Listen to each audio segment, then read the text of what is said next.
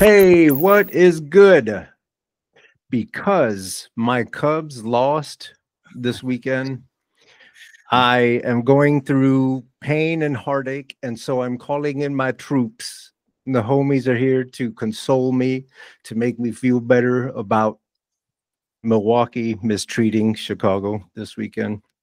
You guys, my boy Mike Racanelli is here. What's going on, Mike? What's up, buddy? How are you? Doing good, doing good. And Cefore Explosives is here too. What's cracking? How's everything going? Hey, Yeah. Southsider. I'm just Look saying. at that.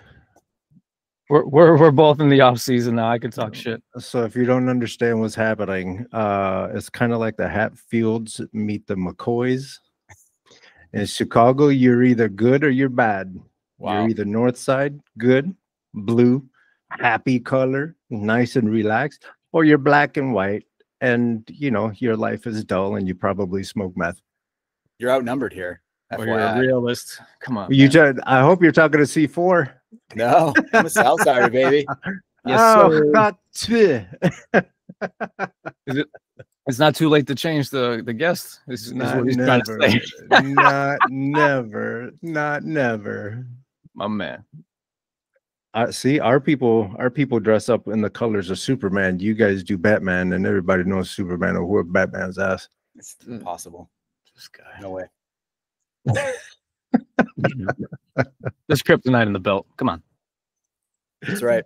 One of the other reasons I wanted to bring Mike on is because he's got a whole art show happening this weekend. I do. Saturday here in Los Angeles on Fairfax. What kind of art people that are going to go? What kind of art can they expect to see? Well, I am ADHD, so if that, like, legitimately, so that I dabble in a lot of things. A lot of it's modern. A lot of there's some abstract painting. I've just gotten into. I did some graphic work. I've just gotten into some conceptual work. There's something right behind me that involves barbed wire, but I haven't revealed that yet. Nice. Yeah, so there's all sorts of stuff. I'm trying to there was some interactive stuff too, but I'm just having some technical glitches. You can't see what's right next to me here, but this is just full of wires. So if I can get that done in time, we'll see.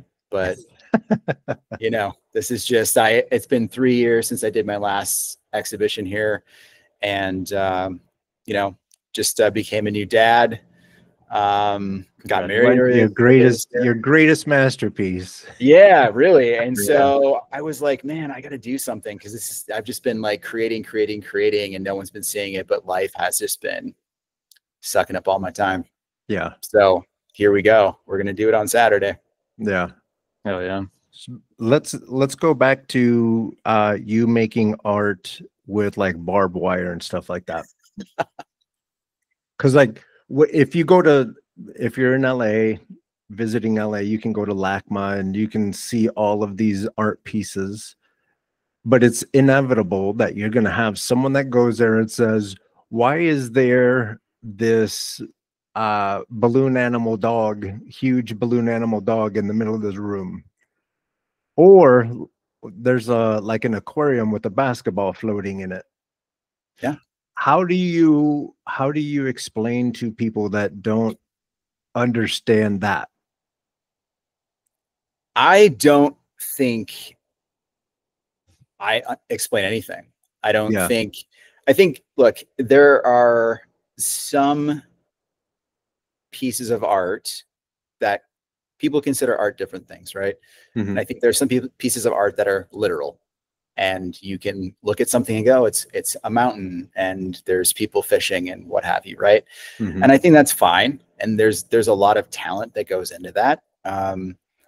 I tend to, I mean, we're all very opinionated, and I can express that through rage.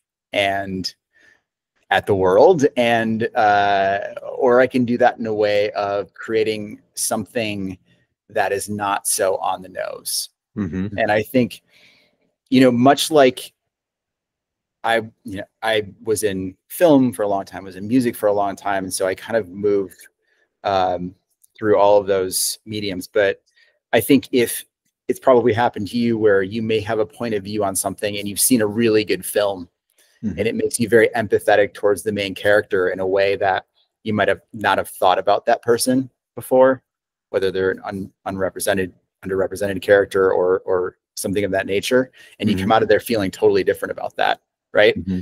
And I think that it kind of told a story or took you on a journey, but it let you sort of reveal it. It let you unveil it, and didn't kind of like necessarily specifically tell you something.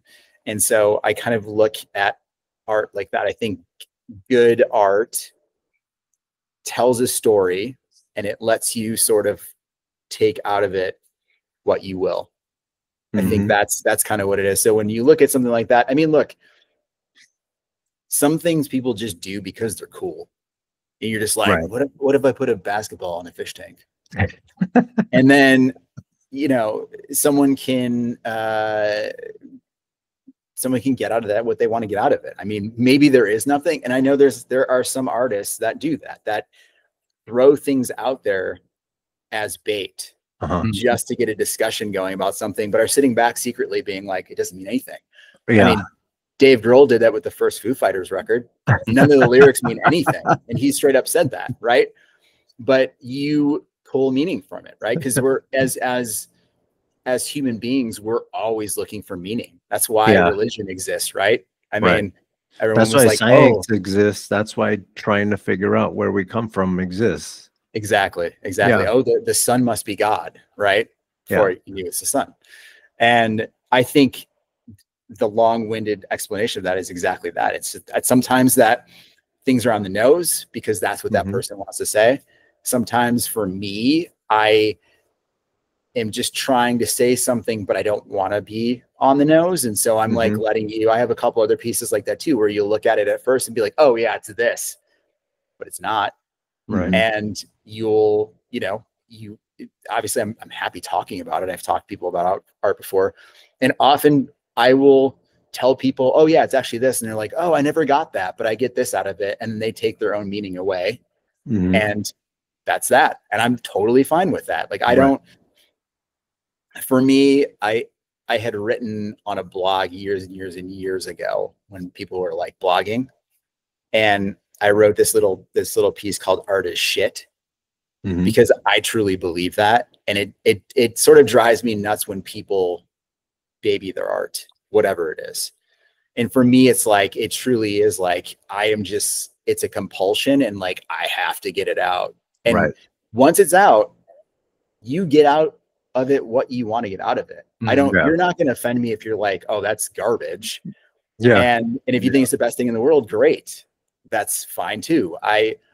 I'm doing it because it literally is a compulsion. Like, I've tried to be normal. I've tried to just have like a normal job and be a normal person, be like, you know what, I'm just going to chill and like maybe go on vacation once a year. It does not work. I've tried it multiple times. It's not who I am. I cannot do it. I just have too many ideas all the time. And so I guess, I don't really have to justify to people what it is. Like, show up. If you like it, great. If you don't, you don't. Some stuff, you know, I guess, you know, some people have a specific style where you're going to go and you're going to look at all those things and they're going to look exactly the same, and you're going to get what you get out of it, right? You know what you're getting. For me, I don't work like that, which I guess makes sense considering that I've just jumped from like every medium and I constantly am like all over the place. But that's just how my brain works. And some things are better suited, some mediums are better suited for certain things and some for others. So it doesn't, I don't know. I guess like, show up. If you like it, you might, if you don't like something, you're going to like something else. Right. So I guess that's the takeaway there. Right. And to explain just a little bit, you know, maybe in sports, there's a point where when you're on fire, like the sport itself, the game itself slows down. And so being a painter or being someone who creates art, imagine being in a different part of your brain and you're an artist, and the art is the manifestation of that wavelength that you've been writing for that while. And again, that wavelength is, you know, even if you're a baker and you're putting things together, you know, we see it in the movies. They have those really cool montages where everyone's throwing the flour up in the air and shit, right? Yeah. And they're just the world slows down for them. That's it. When you are an artist like this, you're just, I'm riding this wave and all I have is this barbed wire. It's really cool because like all of a sudden you unlock something and you're in that zone, right? And then it's like when I write and I my pen won't stop because I don't know how to control what's going on in my mind. So I got to keep pushing it out. And then what comes out of it, like much like I'm assuming like when you grab barbed wire or pitchforks and put flags through them and all that stuff, you know, it's all subject to interpretation. Whatever the beholder is going to see is what they're going to see. It's going to be something totally different on my end. You could draw a straight line on a piece of paper and then be like, well, what is that supposed to mean? Well, what do you think it's supposed to mean? Well, tell me about it. Tell me about it. You know, and then it's just the fluidity of it, man. There's nothing like riding that rhythm, or I guess surfing would be a good way to put it. Like you're just riding the wave, man, and just you're finding it and you own it like all of a sudden, and nobody can fuck with that. That's beauty, man. That's why if you're a creative person and you're in a relationship with a person that doesn't understand that creative wave, you might run into relationship problems, because pulling someone out of this happens to me all the time. How do these jeans look on me? And I'm like straight up painting something. I'm making money and I have to stop to talk about whether or not these jeans look good on you. And I'm like, son, you just can't. So how do those jeans look on me, Carlos? Great. Fantastic. I'm back in the zone. Yeah. I found a newfound love for Levi's. I never wore Levi's, and the 513s. New thing. Perfect. Look at you. Yeah. Hey, here's a little tidbit. If you come to San Francisco and you go to a Giants game and you're wearing Levi's, you might win money. Interesting. It's Levi Stadium. Just saying. Right. Yeah. Yeah, it was AT&T. It might be Levi. Last couple times it might be, because last couple times I know Wrigley, I know Sox Park. Past that, like I still call it Comiskey. Yeah, I mean it's Comiskey. I don't. It's actually low rate payday loan field, but nobody wants to say that. Nobody's saying that. No Sox fans saying that. No Sox fans saying that. It's true. So what part of Willis Tower? What part of Chicago are you from, Mike? I grew up in the south, on the southwest side, so like Midway, that area. Okay. I lived in Bridgeport for a long time. Yeah, I've been all over, Beverly and kind of all over the south side. Yeah. So my family goes back quite a bit, couple generations in that area, Little Italy, Taylor Street, all that stuff. So I was kind of just been all over there. That's where my family's from. So yeah. And have you always been creative? Yeah, it's really odd. I talk about this fairly often because in my entire family, like if you count grandparents, cousins, whatever, I'm the only person that does anything creative, like outwardly, which is just really weird, because normally in a family you'd be like, oh, you can see this like progression of like where these things come from. Zero people. Like no one, I think they just don't want to pursue it, or the compulsion's not great enough, or what have you. But like literally nobody else in my family plays any instruments, and I could just pick up instruments and play them. Yeah. My sister painted briefly when she went to community college, and she's pretty good, but she just refuses to do it. No, I don't want to do it. Okay. You're actually pretty good. You probably should continue on doing that. Investigate that just a little. Yeah, but just doesn't care. Doesn't care. So yeah, it's weird. I mean, my mom's dad always had cameras. I have a lot of his old cameras. So he did, you know, some photography, but overall, I kind of came out of the womb and was like entering art fairs in elementary school and doing stuff like that. And it's always been, That's you know, amazing. I think the other part of that has been trying to find my direction and my voice through that, because I'm sure people know, like, especially growing up in the South Side of Chicago, it's always like, get a job, got to get a good job. Yeah. And good jobs there are, you know, typically like you're going to be a doctor or a dentist, or you're going to be a plumber or whatever, just as long as you're doing something that has like good benefits. Yeah. Right. And so I went to Catholic school, and I thought I was going to go into computer science.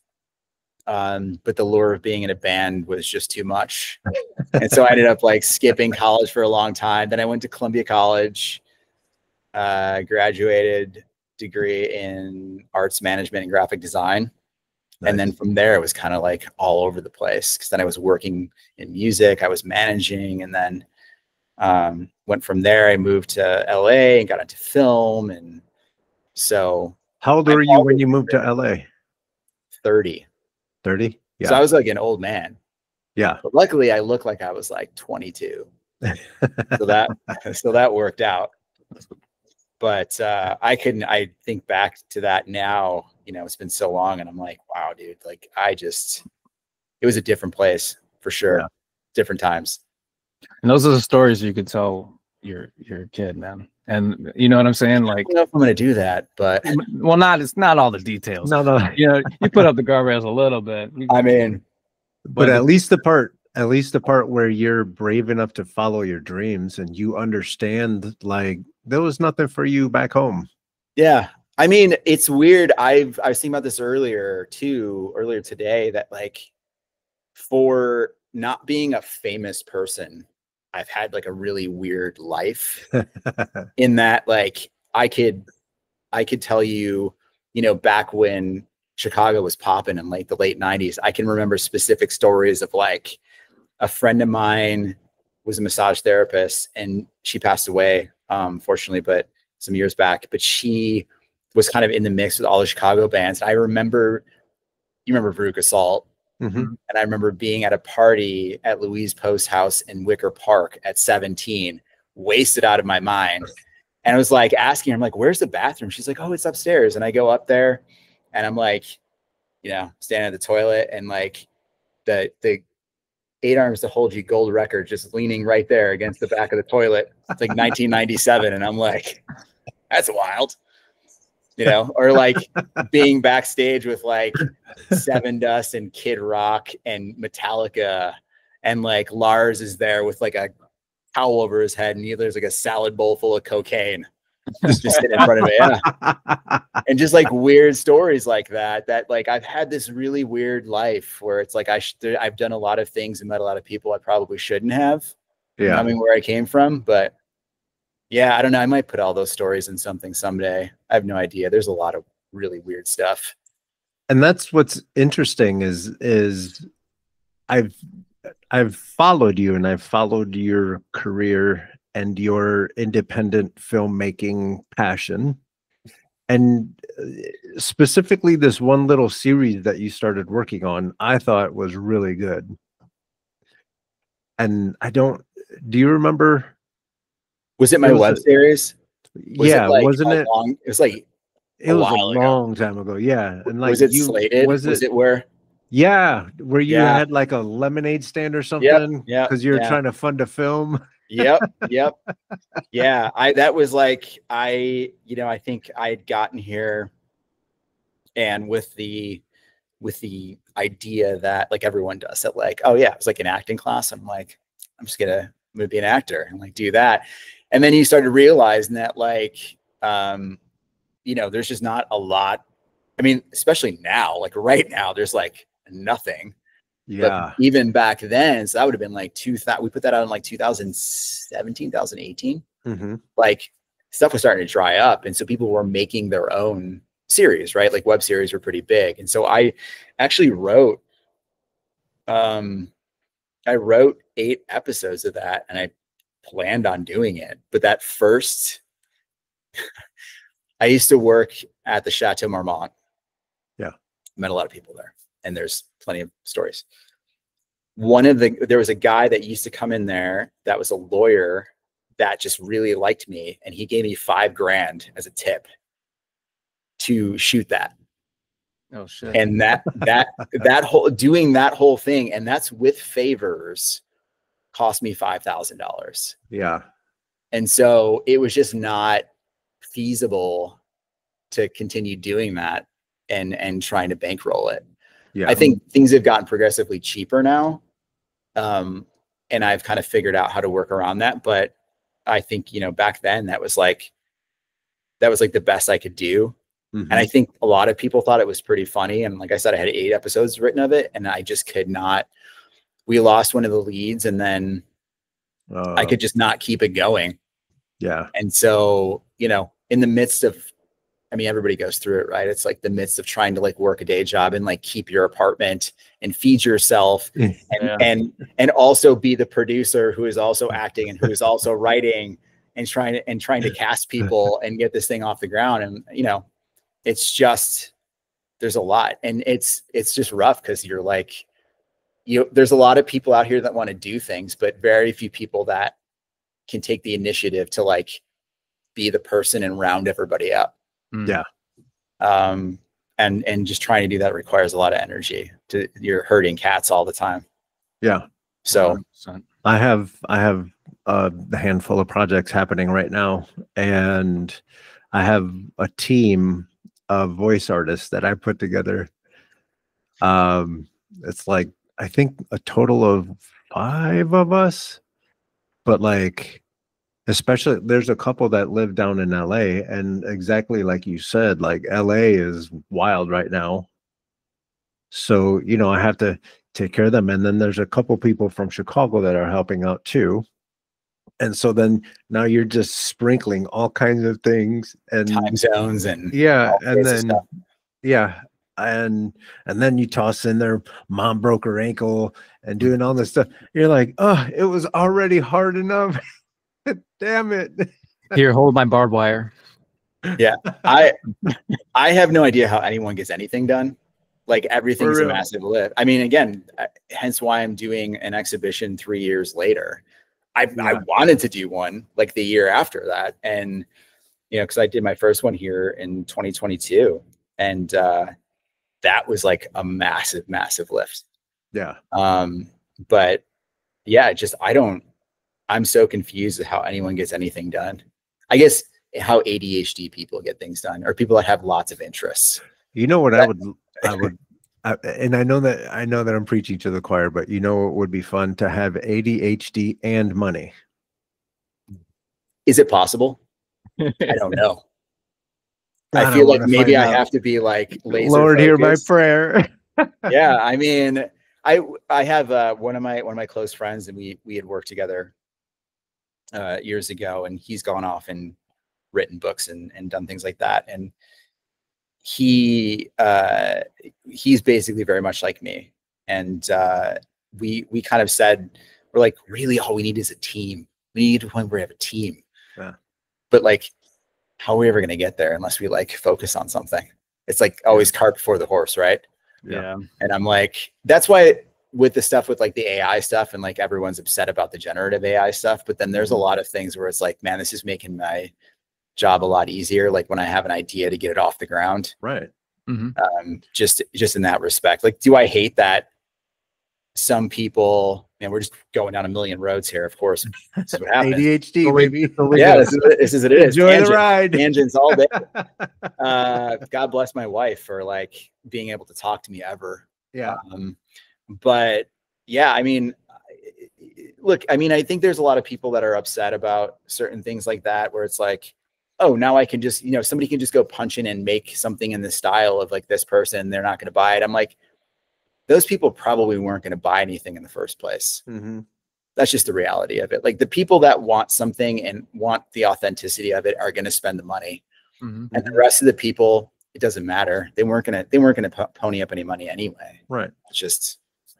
And that's my pitch to artists is, I'm sure people were pissed off when the ruler was invented. Now, all of a sudden, everybody uses a ruler to make a straight line. You know what I mean? Yeah. So as an artist or as a creator, people are coming to see you. They don't necessarily give a shit how you got there. Like, I'm sure nobody cares the process of you taking that barbed wire and doing whatever it is with that barbed wire. You know what I mean? Some people really like process. And I think there's something interesting in the process, but I think it's like anything now. And I friends who have regular jobs, right?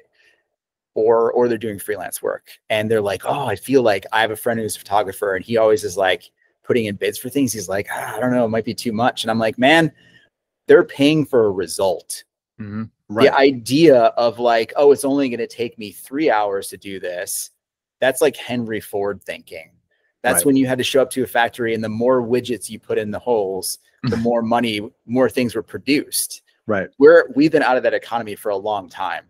Oh, Whether it takes you, like, if your toilet's overflowing and you're a good plumber, like, I don't care if it takes you 30 minutes. I'll pay $300. If it takes 30 minutes or if it takes 2 hours, I'm going to pay the money, right? I'm paying for the result. Right. And most of those big brands, like a Nike or something, like, they don't want problems. That's what they don't want.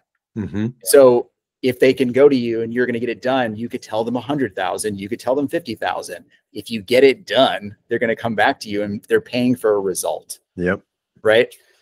So, but with the thing, as far as like AI goes, I think it's more about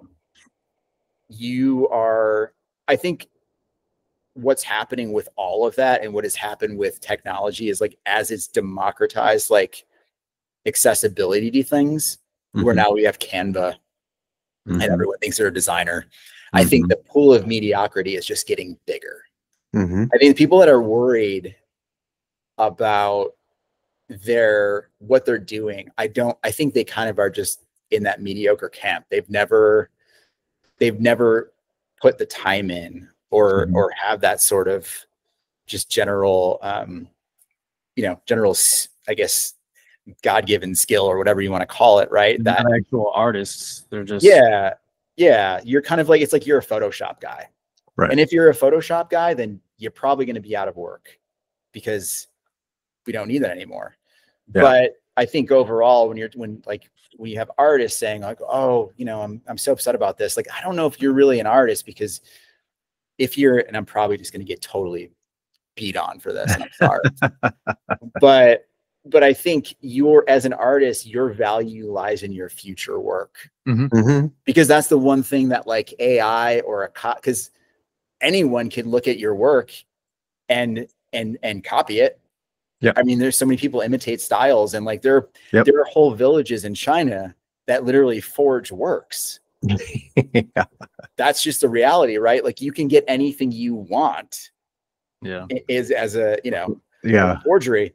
But I think the one thing you can't do that can't be duplicated is like, you have a point of view, and how you execute that point of view in the future, like AI or whatever, anybody can't train on that until you've done it. And so your gift and your point of view is very unique to you, and you have to go out and just make things constantly happen. That's where your value is, right? Right. And I'm not going to let your view of, or your opinion of me, get in the way of me creating my creations. Yeah. Right. 100%. Yeah. I'm not saying that I'm using, I want to be a 2D animator, leverage 3D stuff. You know what I mean? So those are the tasks that I want to be good at. I don't use AI for that, but I use AI for dumb shit like, hey, research this thing and come up with some data that I can use to inform my decision that I'm about to make. Right. All that boring, I'm telling you, C-level management, entry-level things, all the white collar jobs. I just did a video. All those jobs are going bye-bye. So now I think the people that are the creatives, the forward thinkers, the one that can be the bee, creative directors, project managers, boom, things like that, like the people who have the idea and able to execute actually keep moving on it. Yeah. And Yeah, to evolve, you have to evolve too. Like you got to push yourself forward to make yourself unique. But again, you're increasing the value of you and your mind and whatever art that you're able to process. You want to be like, I don't care what AI is going to do. They're going to try to mimic what I just did and not what I'm about to do, you know, and just continue to think outside of the box that somebody decided to create in the first place. But like, it's just finding ways to adapt and just still be true to self, and ultimately, because anybody can mimic, but man, you just I go to C4 Explosives to see the world through C4 Explosives mind. Y'all using AI, you're using AI to tell your story, like, or you're letting AI build your story. Nobody's going to be interested in that. And then they go to an exhibition and they'll be like, how'd you create that? Well, you know, I typed in a couple. So I typed in a prompt. And then, you know what I'm saying? No. If you don't have a story, it's going to be a long climb for you, son. Yeah. Everything's storytelling. And I think the other part of that is like, look, my dad used to always say the world needs ditch diggers. Right. And exactly. I mean, it's true, but you know, also it's like it's not even bad, because there are a ton of people that have no problem at all. They want to show up, they will do their job, they will do a fantastic job, they want to go home and have a beer. That's it. To be honest with you, like I've said this forever, is that I wish that was me, because being trapped in here is much fucking worse. I promise you. I know. I can relate. Yeah. And look, technology makes things, it makes things go away. It's what it does. Right. Like we had a guy delivering ice before. Right. And there was a guy, my grandparents used to good ice. Yeah. Yeah. Yeah. Not that bad ice. Not that bad ice. But my grandparents used to tell me, like, you know, when they were young, like there was a guy that would go around on a horse and light the street lamps. Yeah. That guy eventually ended up with a job. Yeah. I mean, and look, it's a very, you know, it's a nuanced discussion. It's going to displace some jobs, but I think the thing to remember here, we're just going down this territory now. We're starting to drift towards political stuff, which is fine. But you know, we have to keep in mind, I think the one thing that's missing from just the world in general, curriculum at all, is philosophy, and that people have been sort of ingrained with the idea that this stuff is like, the world is the way that it is. And money is here. And like all of these things are inherent by nature, but they are not.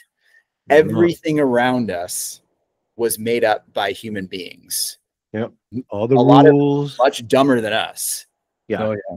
And like, you know, I try to always say that when people, you know, get down on their jobs and whatnot, it's like, you got to remember, man, like you go to a restaurant, it's like people make this big deal out of this restaurant. I'm like, it's just something somebody made up. Like it literally is like, one point they're like, let's start serving food to people like here on the side of the road. And like, that didn't exist before.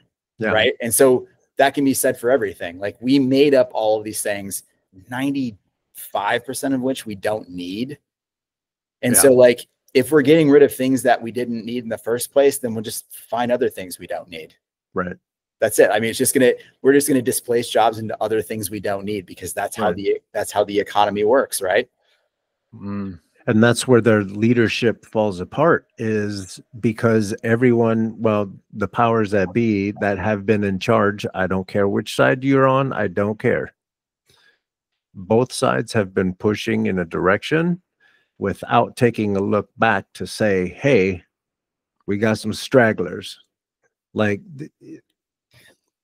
think of it like this. Our government right now is like when Moses went to go get the people out of Egypt, right? And then everyone started straggling behind, and everyone was like trying to get to the promised land, but then like we're leaving people behind. That's not the point.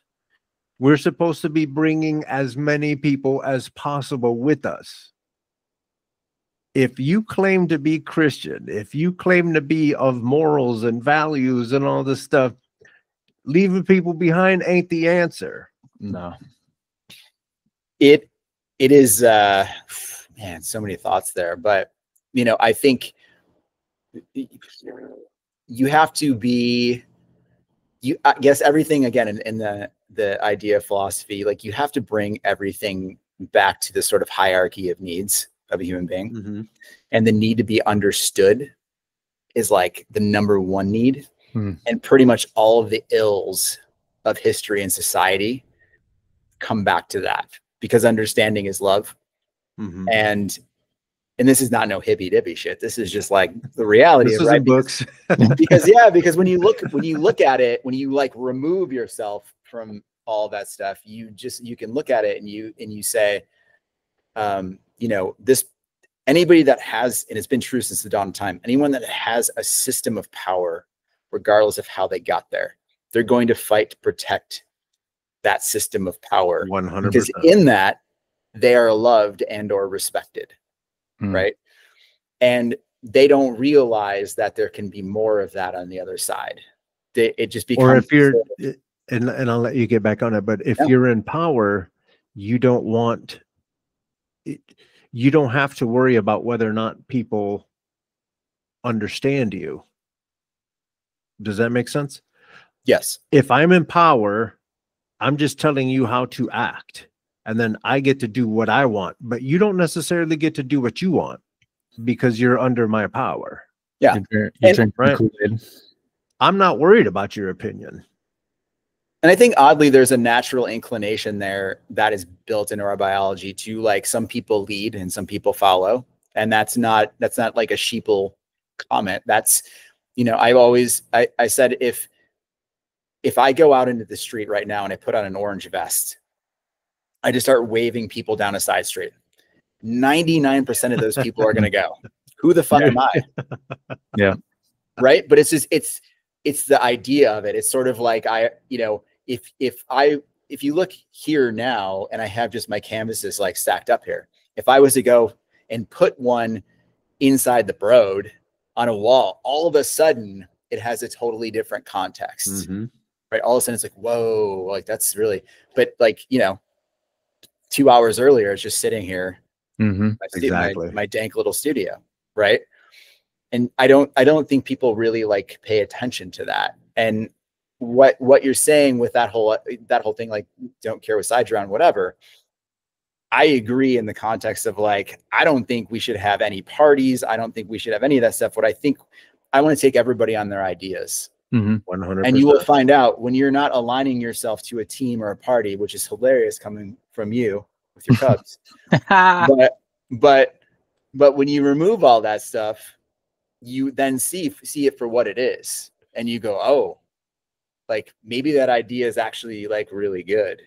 And I'm just saying no because I'm on this other team, right?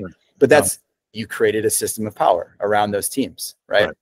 And so, blind loyalty and things like that. And yeah, I never believed in that. I never really, I don't blindly follow anybody, and I don't, you know, I'll get shit from people where it's like, I have a friend who doesn't like voting at all. He doesn't care about anybody. Oh, both the fucking parties are shit, blah, blah, blah. I'm like, look, man, if I am operating in this system and somebody is 1% better, I'm going to vote for that 1% better. Because my alternative is no better. Right. And I don't want that. And we need to get that's kind of weird. Yeah. I mean, like if I'm getting 1% a year, that's great. So I don't think that's the way to, I don't think nihilism is the way to think about it either, because regardless if like you want to be here, you don't want to be here, you are here. And so like, we got to do something about it because we're here and we made all this shit up. So like, let's fucking figure it out. Yeah. And if you claim to be a leader, I mean, to me, a leader's job is to give everyone what they need to be successful. Everyone.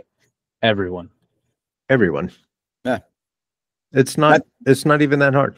But people are convinced that we're supposed to be following these quote leaders, that all they do is they show you how much they win. Nancy Pelosi's, the Trumps, all these clowns, right? That's what I'm telling you. It's not just that side or that side. Stop letting these people convince you that you can't have your own opinion on stuff. Because like it or not, I've been having conversations about Charlie Kirk with my family. People are catching up to who Charlie Kirk was and all this stuff. There's some things that I completely agree with him on. I shared the video of him on the Sabbath. If we're going by the book, those are the rules, right? But then he comes and he shares all this data. Whether or not the data is good, that part I don't even care. If you know that this community has an issue, and you know that properly funding that community is the answer, and you don't make a move in that direction, you can't drive the bus, because you ain't gonna get us there. Yeah, you can't. I was say you can't expect to lead people and on one side, declare war on your own people, and then flip on the other side and say, I want the Nobel Peace Prize. You're sticking military on people. Right. You're making people disappear. You're telling how much you hate people. And then the people you're defending, or the people that are defending you are saying, oh, he's for the country. He's a patriot. How the hell is he a patriot? Like, what are you talking about right now? Right. That man is a literal psychopath. So irrelevant to anything else. Like, we've never dealt with a psychopath before. Yeah. And this is, I mean, everyone is going to have to figure that out at their own pace. Like this is bad news. The best leaders lead from the valley. They don't lead from the mountaintop. 100%. And that's, I mean, you kind of have to look at like a project manager, right? Like we're you are inspired by the people around you. You have an idea of what needs to be done, and you help organize those people to get that thing done. That's what a leader is. Whether that's, that's why I don't think like 99% of these CEOs are worth fucking shit, because they're not. I mean, they don't do anything. They're connected. Yeah, I mean, it's not anything. Not that I want to pat my own back here, but when I was working at the chateau, the folks there were treated really horribly, like especially the immigrant folks have been working there for a long time. We all got fired at the beginning of the pandemic. You can go read that. There's a great Hollywood Reporter article out there. And I was already trying to unionize the hotel because that's the only way that it was going to work. And I sat with them and they said, you know what, I'm gonna be honest with you. Like, we try to do this. This hotel is like impenetrable. Owner's a billionaire. Like, it's not going to happen. We're never going to get it done, but we'll try. And I had a strategy to it. I told them, like, this is how I think we should do it. And we started rolling that out, and then we got fired, and that supercharged it because the pandemic happened. And 3 years later, I was there when they were signing the contract. They are now a union hotel. The housekeepers, they have their free healthcare. They get paid $25 an hour, and that's eventually going to go up to 30. They were making like 16, after immigrating to this country 40 years ago. So, and I spoke at City Hall when then Mayor Eric Garcetti signed the new hospitality laws into effect. And then we took it up to the county, then passed it. And I was in meeting with county board members and everything like that. And then they took it up to the state level, and Newsom signed to protect, everybody was allowed right to return. That covers restaurants, stadiums, hotels. So just from this little idea of like, you know what, no, fuck these guys, because they're not going to do this shit to these people.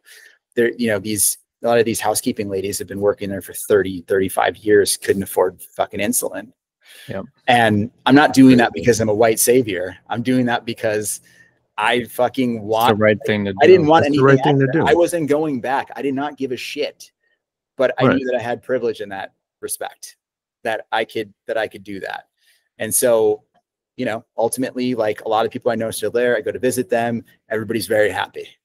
They have what they deserve now.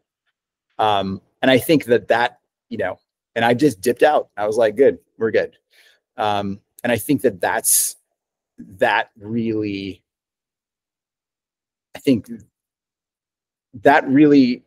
it still makes me sort of emotional, because a lot of those housekeepers too, like they never spoke up for themselves. And then to watch them like do news interviews and things like that, it was awesome. It was like, wow, Martha is like speaking up for herself and like telling the man to fuck off. Oh yeah, man. That's great. The hardest thing, the biggest thing for the people that are in positions of power, they don't want to relinquish their power, so they won't develop their people, right? Because they have the fear of that losing that power.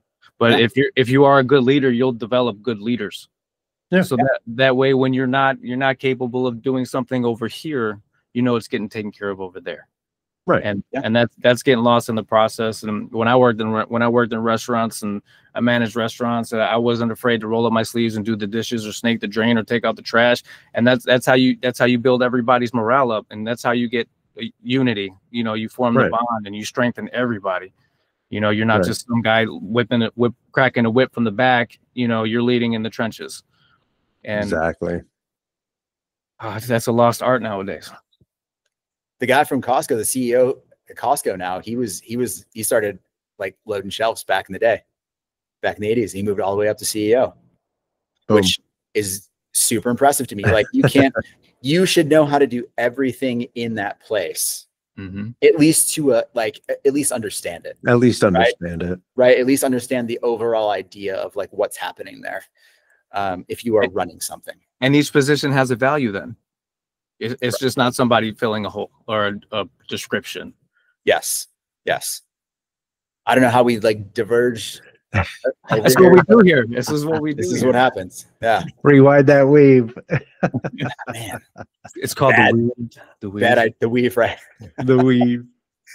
Hey, Mike, bad idea for me. Question. We're all from Chicago, man, but I look at that Chicago flag a lot. I didn't know that the stars meant what you meant, what they meant. If you can elaborate on that.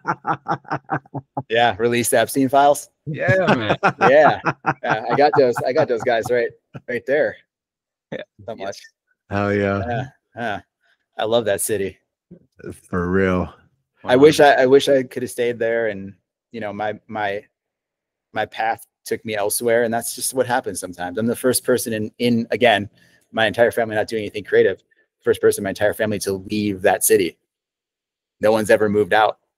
So that's how you spread the gospel, right? That's how you spread the gospel, right? You leave the land and then you sow the seeds. There's actually a line in I don't know if you ever watched West Wing, but there's a line in there. I can't remember who says it.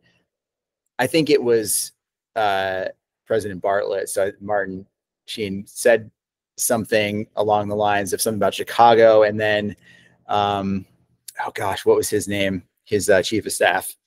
He's like, that's the thing about Chicago. He's like, everyone always says, no, they're from Chicago, but then they leave. And I think it's just, he was like, they're so happy to have been raised there. And I think that's the thing, right? Like, I think totally don't remember the exact line, like I said, but it to the effect of like, everybody that I've known that's from there that I've met elsewhere, and you immediately know, like you're immediately like, we know each other, right? I've never found another city like that, even though they say it's true. I don't feel that's true, but I am so glad to have been raised there. And the type of person that I am, and I look at it now with like the bad ice being there, I look at those people, I'm not worried at all, because like I walked out of there with fuck you energy, and I carry that everywhere. Yeah. And not a fuck you rude energy, but like a fuck you, and like you ain't just gonna take it. You ain't just gonna take it. You ain't just gonna do bad shit. I mean, until this day, like, you know, maybe I'm a dickhead, but it's like I watch people litter and I will go off on them. I'm like, that's shitty. Like, that's the fuck you energy you want to have in the world, right? Like, we need to shame these people back into oblivion. Like, if you're gonna drop stuff on the ground right in front of me and disrespect the world and the space that we're living in together, you're gonna hear about it. I once threw some shit back in a cab driver's face. Yeah, no joke. Yeah, I'd never escalate like that, but I'll be like, oh, so you're just gonna leave that right there, huh? And just like you said, shame them into it. Nobody wants to see that. No one wants to see that. You should have good home training. Oh, exactly. Put that shit where it belongs. We don't go in your house, eat up all your donuts, and leave fingerprints all over the place. That's right. Yeah. I'm training these guys at work, and they're like, I go into these accounts, you know, I'm trying to show them the routine. I sell beer and stuff, but you know, so they go in there and they sit down, and then they put their feet up. I'm like, hold on, man. Like, do you go to somebody's house and just rearrange their furniture and like, you know, just do whatever you want, or are you going to respect the house? And like, oh, well, that's different. Oh, and then when ICE came, you know, everybody goes to the guy that's from Chicago, right? So like, oh man, what do you think? What do you think? I'm like, you see what happened at LA, you see what happened here, Portland, you know, all these other places, DC. It's going to be different when they go to Chicago. I'm telling you, it's something different. They're going to learn today. They're gonna learn today. They're gonna. That's what I'm saying. Like, and it's not even. Okay, so the attitude that Chicago folks have is we are cool. You can go to, I have heard so many stories of people going to Chicago. Like one of them in particular, some guy he had gone to Wrigleyville, and then the game let out and he was like partying with people.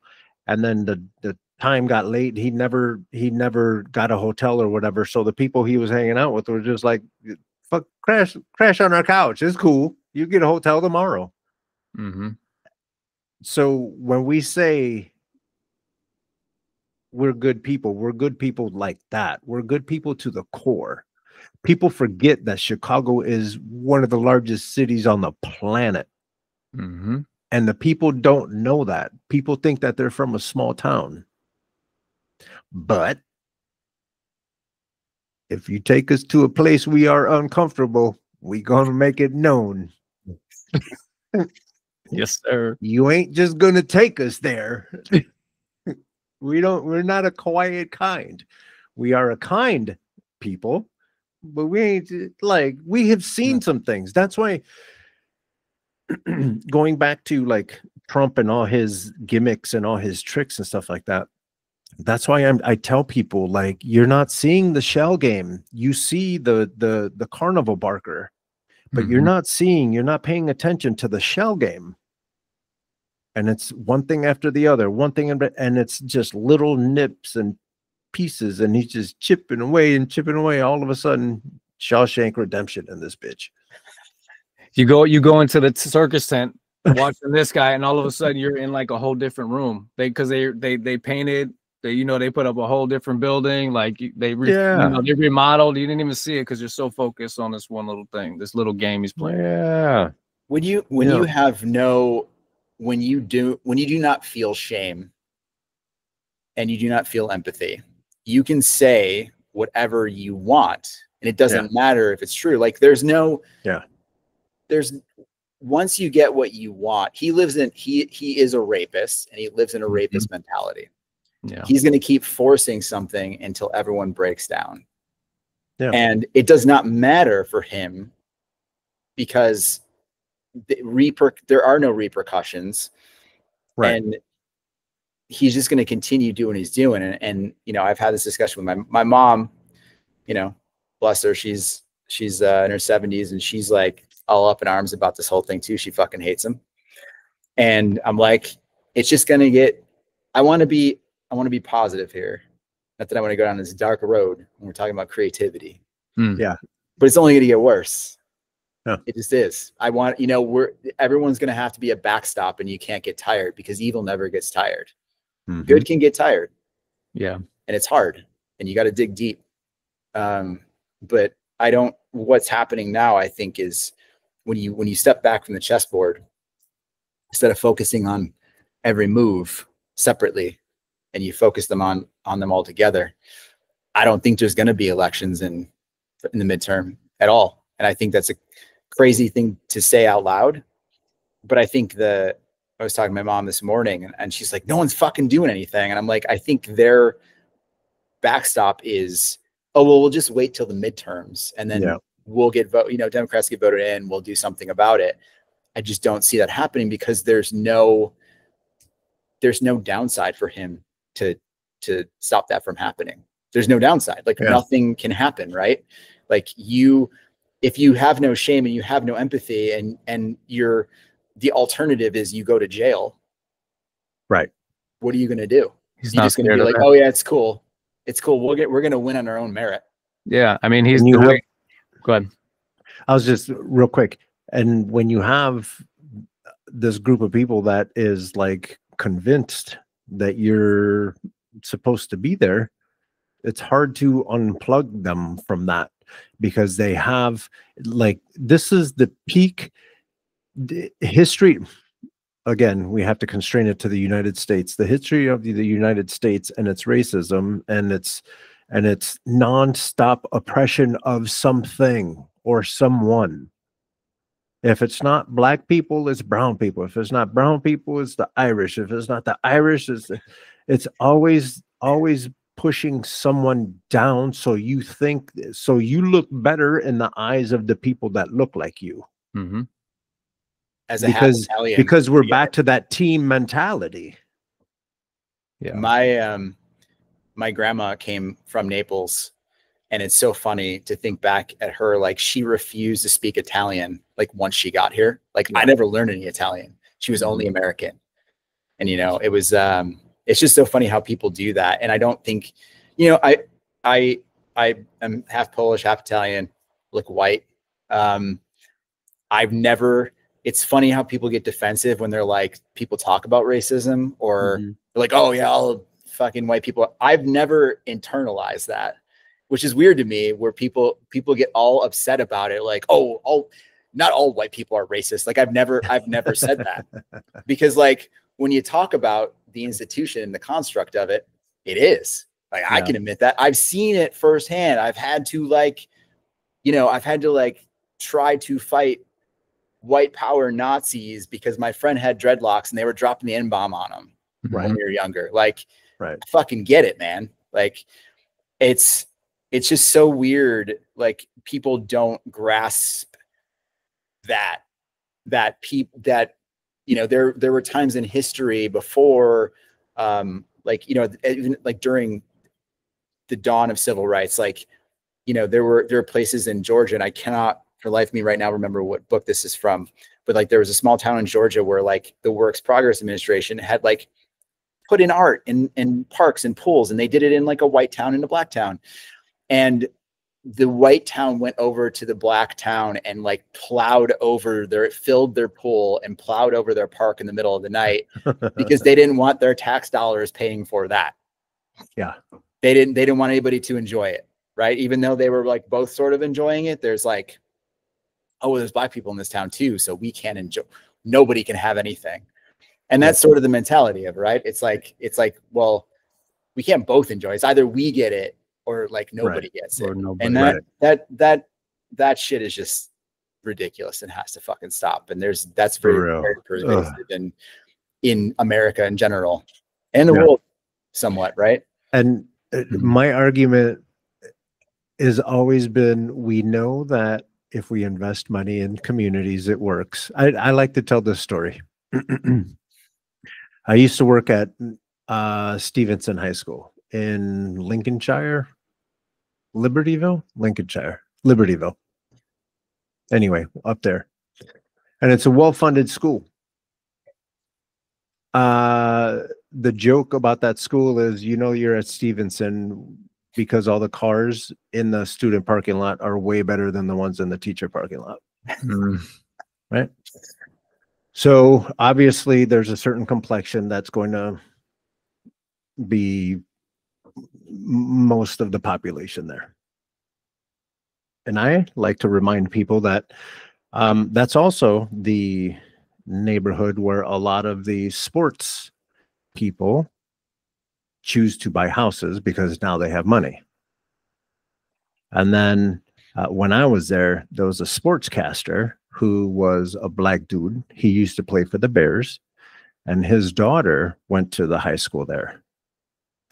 And I tell people, it doesn't matter what color you are. Everybody got a better education than the one that I got in Chicago public high schools.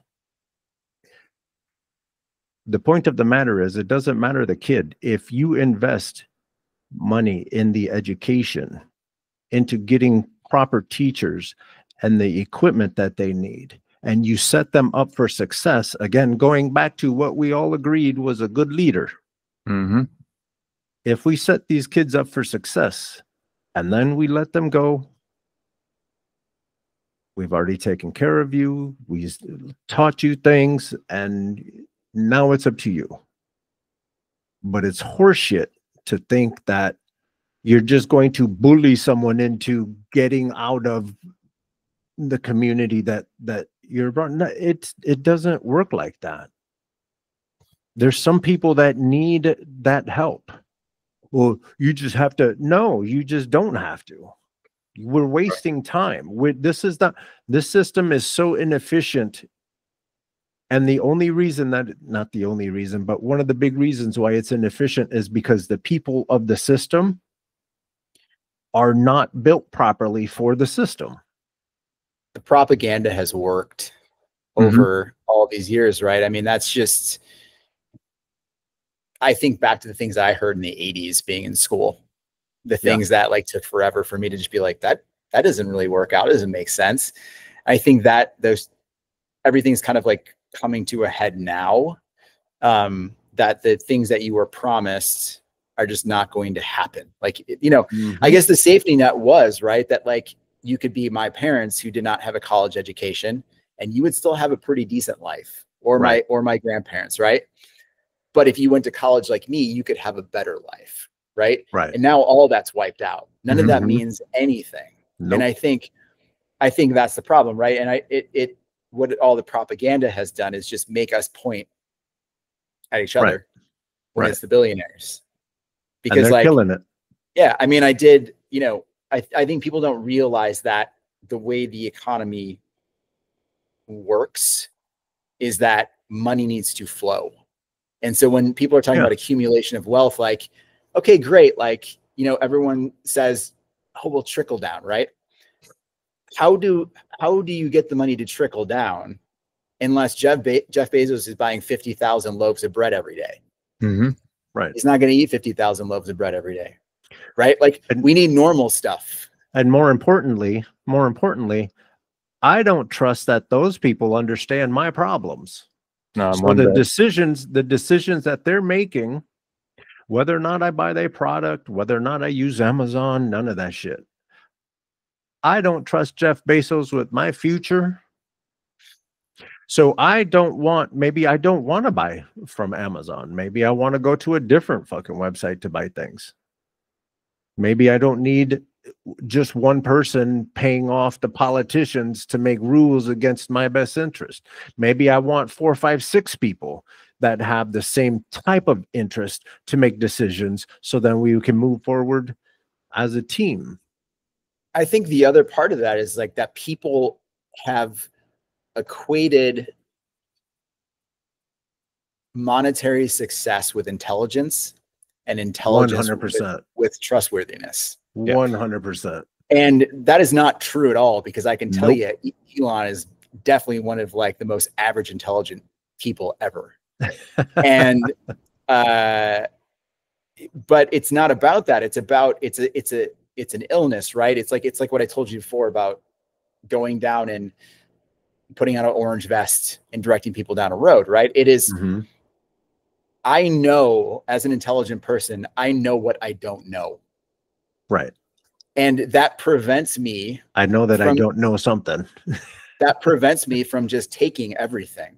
Right. Yeah. I mean, that man like went and like, you know, basically like his brother developed some code and he took some code from here and created something no one needed. And the dot-com boom, I mean, it's all timing too. And Mark Cuban has said that, right? Mm-hmm. He wouldn't exist unless he existed during the dot-com. Mm-hmm. Like I was going to go into computer science. I was trying to go to ASU. I probably would also be a billionaire right now. I am not. I chose not to do that. I chose to play rock music. But you know, you are, it is timing, and it is luck, and it is just where you happen to be. And I think, you know, he is an example. Like he took that money and put some into Tesla, because electric cars. I don't think you got to be a genius to do that. And then sued the founders out of the company. Yeah. Mm-hmm. And put himself as a founder. So now he looks like it's all marketing. He looks like a founder, right? Like he invented Tesla. Right. Mm-hmm. And then you create this sort of I mean, as a storyteller, great, right? You create this narrative, this hype, and everything, all of that is hype, because, you know, his only, not that I want to keep going down the road with this, but his only original contributions to that company were a Cybertruck and a yoke steering wheel. That's it. Everything else that they have 2 models of cars that were already in the pipeline, that the original founders already had in the pipeline when he came on board. Mm-hmm. And they have not changed or updated those cars since he came into the company. They just released cheaper versions of it. Yeah. The only new car they released was the Cybertruck, which is an absolute piece of shit. Guy's a fraud. So yeah, so I mean, he is a fraud, and it's not because he is a Nazi and all this stuff. Now it's like, I've been saying that for a decade to people. Right. I'm like, this guy is not who he says he is. He goes on panels and quotes, you know, Ray Kurzweil and Roger Penrose, and like watches YouTube videos and just says things back, and everybody's like, oh wow, he said Dyson spheres. Like it's like, yeah, man, like anybody can say that. And like, knowing that I know what I don't know, and having empathy and shame, I cannot go out in front of people and repeat these things and then go, oh yeah, give me $1 billion for this idea I have. Yeah. Because I feel like I might lose that $1 billion. The reality is that I probably won't, but I can't do it. Yeah. I just can't do it. So that's what separates us. And think of the United States. We are well into generational wealth, the offspring of generational wealth. And you know, especially apparently if you take Tylenol, we got a whole bunch of dummies running around here who have generational wealth. But maybe they got clipped, and maybe they took Tylenol, and maybe they did all this stuff. And so you know that they're not of right mind, but yet they still have money. Mm-hmm. I've seen that, again, working where I've worked here. I've seen it. Like I've literally seen it firsthand. People who are hilariously met JB Pritzker years ago, and he was a nice guy back then. Yeah. And he still is. Mm-hmm. But I've seen a lot of people who are, you know, have our trust fund people from like back in the day, like old money. Yeah.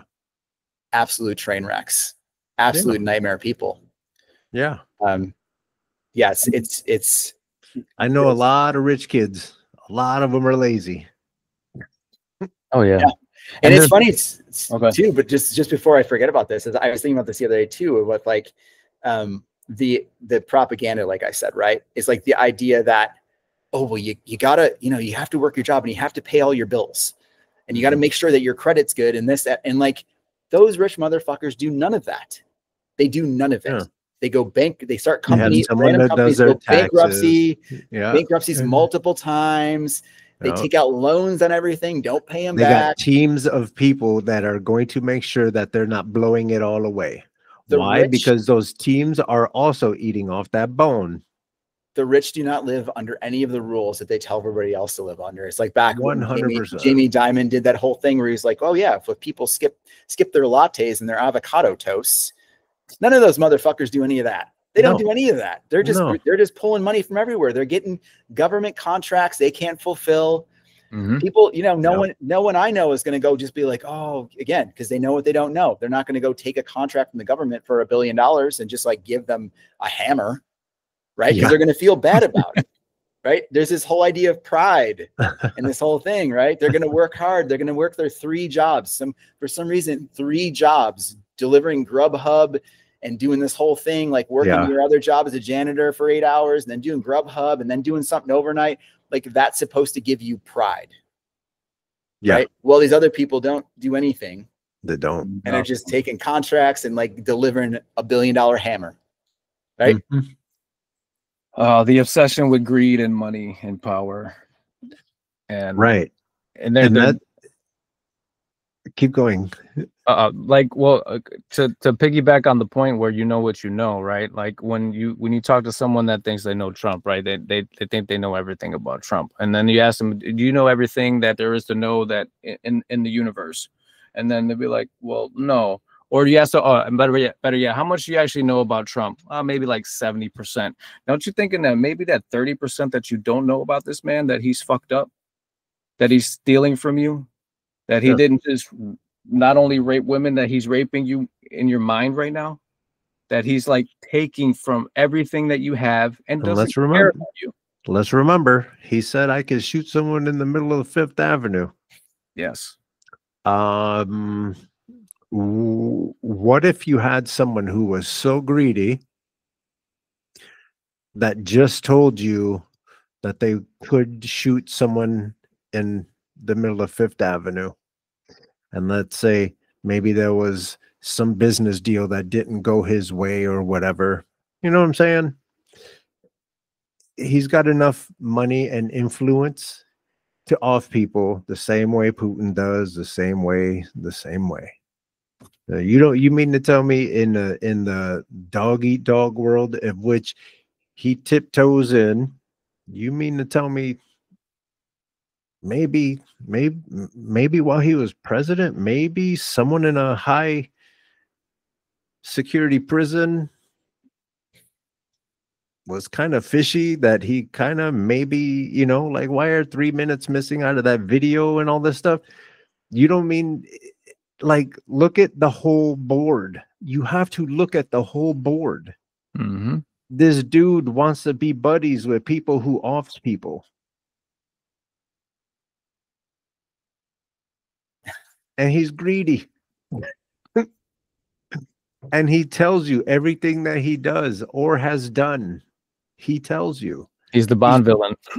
He's bragging about it. He's too dumb to be a Bond villain. He's bragging about it. He's rich enough though. He's mostly a useful idiot for other people.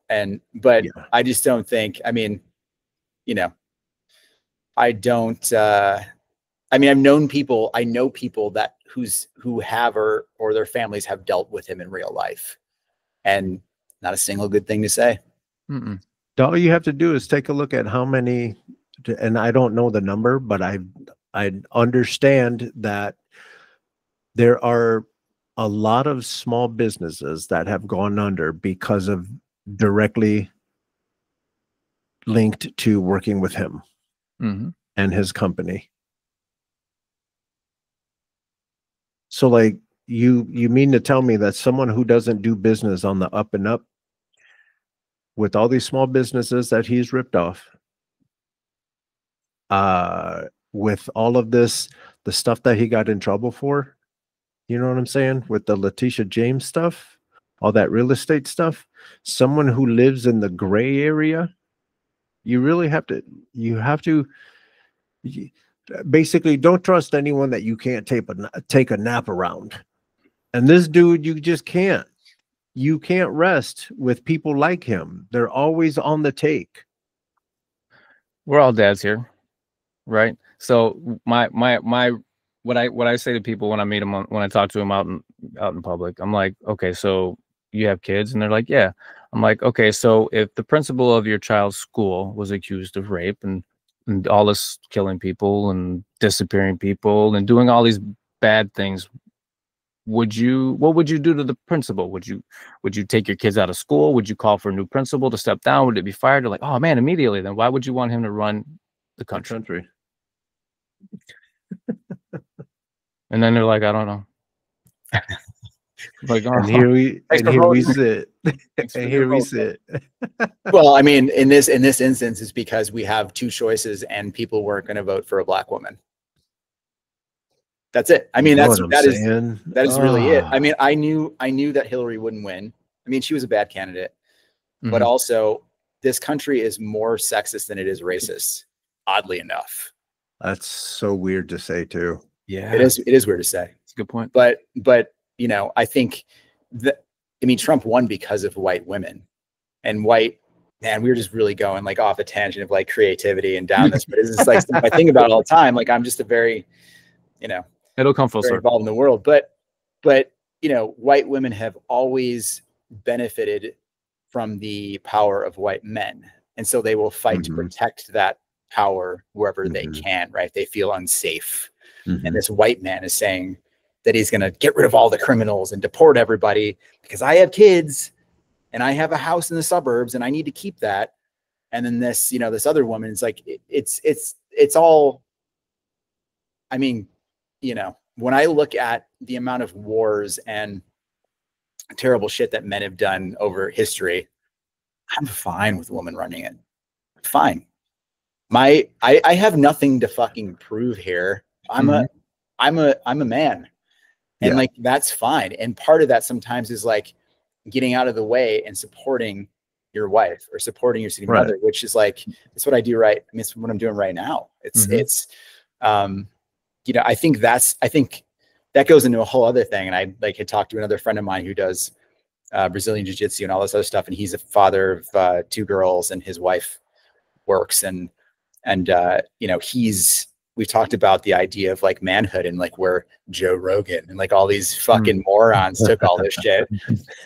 And that's part of the problem too, is like this idea of like what manhood is. It's like, it's just ridiculous. Just stop, guys. Like I have definitely been less level-headed in most situations than my wife has. Yeah, that's just the reality of it. And like, I'm a very passionate person, but my inclination is, even though I'm an intelligent person, I get to that point where I'm like, it needs to be physical. Not that I'm out there trying to fight everybody over everything, but like that you just kind of feel that you're like, okay, we're at a point now where debate and you know, and rhetoric and everything is not going to work. And so, I think to circle back on the whole thing is I think people just couldn't vote for a woman, even women. And I've watched that in the workplace where women who have attained a level of status will keep other women down because they feel like they're owed that and they've fought to get there. Right? And that's just people. That's people in general. Yeah. Especially in corporate America, when it's structured the way that it's structured, you're going to have that. When when you're dangling that carrot and everyone is reaching for that carrot, that's what it looks like. Instead of having more than one carrot, I guess, you know, like there's got to be a better way. It's like going to the wedding and all the girls are fighting for the garter belt or the bouquet, right? Yeah, they're all fighting for the bouquet. Like, well, this is mine. I want to like. I want to be next, right? Okay. Do you really? At the end of the day, it means nothing. I'm gonna be over here. I don't want a twisted ankle. It's the scarcity mentality has worked forever. Yeah. And the reality is like we live in an abundant society with a scarcity mentality. Yeah. Which is crazy, right? I mean, we waste 40% of our food and 25% and then get in trouble our food cure. So by that metric, we can still waste 15% of food. and feed everybody. Right. Doesn't make any sense, right? It does But not. you have everybody like, oh, it's so scarce. Oh, everything's so scarce. But it's really not. Right. Well, Bernard Taylor, who's a good friend of the show, he was talking about the $110 billion that they found for ICE, but yet that that money could go and feed the kids at school, give free kindergarten to 4 and 5 year olds, and do all these amazing things, healthcare and whatnot. And like, this is the other part of that is like, I don't think people realize like the Republicans have ran on the fact that they're the party of economics, of fiscal conservatism, right? That they're like, oh, we have to balance the budget. We make the money. It's not backed by anything. It hasn't been backed by gold for a very long time. It doesn't mean anything, right? And you can say, oh, well, it's percentage of the GDP or whatever. It's not backed by that. It is backed by our military. Our money only has value because we will just go in and take what we want if you don't take our money, which is why the US dollar is the standard everywhere, right? And you look at it right here, it's oh, well, we got to balance the budget. We got to balance the budget. And now we've spent how many more trillions of dollars? Where did it come from? Who knows? Who's going to pay it back? Who knows? It does, because it just doesn't mean anything. And we're living in this scarcity mentality in an abundant world where we're making it all up. Yeah. And then they can shut down the government. And then the only people that are getting paid are the people that work in the government. Like, come on. Weird, man. Right? Like, what the hell, man? If they weren't getting paid, maybe they could get something done. Right. All this stuff is happening, and for some reason, we still have to get up. We still have to work. We still have to. Another thing that I always found interesting was like I don't remember what exact percentage is, but it's like something like 70% of the stock market is owned by like 10% of the wealthiest people, right? Yeah. And how do you then people go, oh, well, I don't care about the stock market, because we always tie the stock market to Main Street, right? And those two things are completely detached. And well, how do you get like regular people to care about it? Oh, well, you have a 401k and you have to invest in retirement. You have to have retirement accounts, and you have to invest, right? And that's how we get the regular person attached into that, right? And into that system of like, oh, well, we have to care about this now. We have to support it. We have to bail out these companies. My dad worked his entire life. He lost his job and half of his 401k in the 2008 crash. He was forced to retire early because he was in his late 50s. And no one was hiring him. He applied for everything. And then he died at 64 from lung cancer after losing half of everything that he had worked for. But everybody else got bailed out. And they all got to give bonuses to everybody. And who was ever taken into account? Whoever paid for that? Exactly.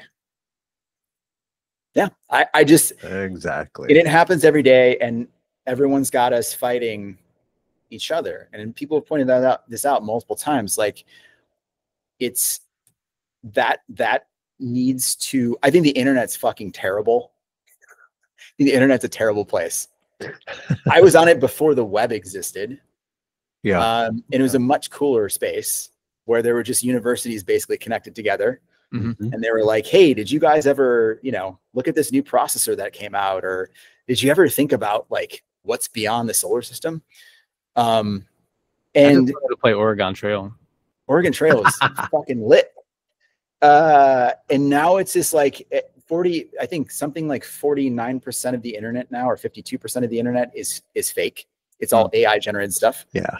The dead internet theory. If you haven't looked it up, look it up. That's very interesting. And it's only getting worse because most of those people you're arguing with on social media are just bots. It doesn't mean anything. But it's a great way to continue attention and engagement, which is what makes these people rich. Yeah. Right. And I think the internet itself, internet 2.0, is a move in the right direction. Because for a democracy to work properly, You need to, one, communicate with each other, and two, you need access to information. So that way, when we get together and we have a conversation like we are right now, we've all read, we've all listened to, we've all researched, we've all done the thing. So now we can come together and be like, hey, this is, you know, this is what we think. This is collectively. Oh, what did you hear? Oh, this is what I heard. And then we compare notes. And then that way you can actually make the decisions that actually make democracy work. For example, the conversation that's happening around universal health care and stuff like that. People are starting to chime in instead of having to listen to some dude that thought that he knows better, and just because he had a little bit more money, he ran for office, and now we have to listen to his dumbass. Mm-hmm. It's helping us be more informed, and just for the simple fact that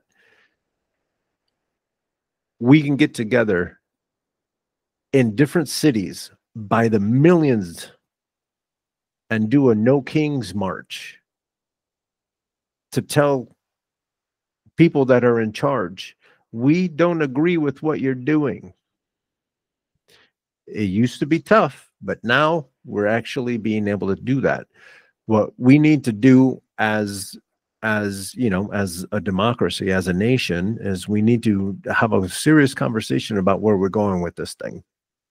What are the good parts? What are the bad parts? We know we're fucking up kids, but then everyone gets a voice, and we need to have that discussion so we can, as a nation, not business leaders. Not business leaders. Business leaders are always going to go towards what's the bottom line, and we need to pay our investors. That game is rigged. We need to have people that are talking in that way, like we say, like Russell Cleveland says, like Bernard Taylor. They don't those guys, there's a few people that don't want there to be a Republican and a Democrat. They don't want those parties.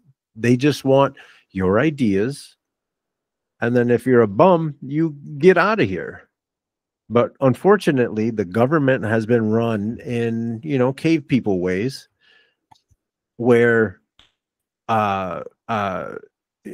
we're still beating people up and taking things instead of actually learning how to build things, investing in education so we can teach people how to grow food. So we're not reliant on just poisonous food.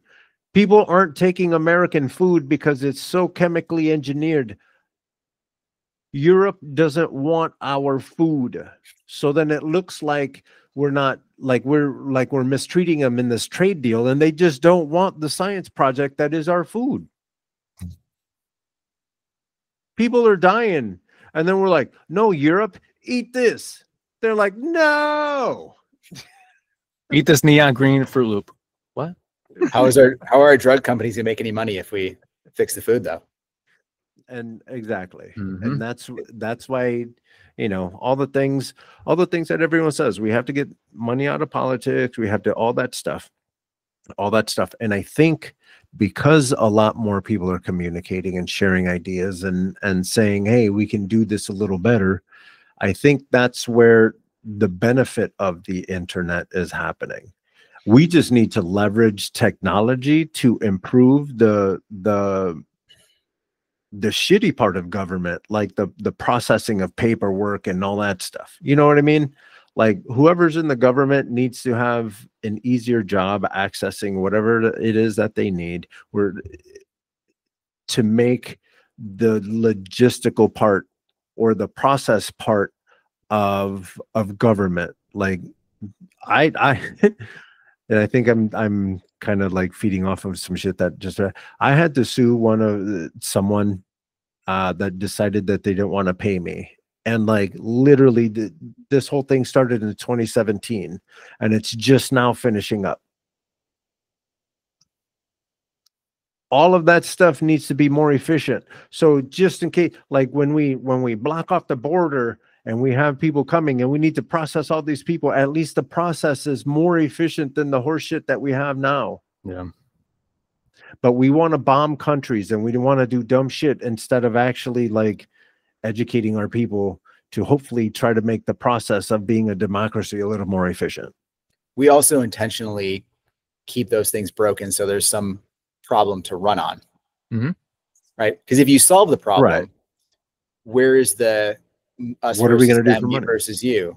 Right? Where is the what are they going to run on? So if they go and they figure out how to solve the immigration, right? Now what? What are they going to complain about? What are they going to fight about?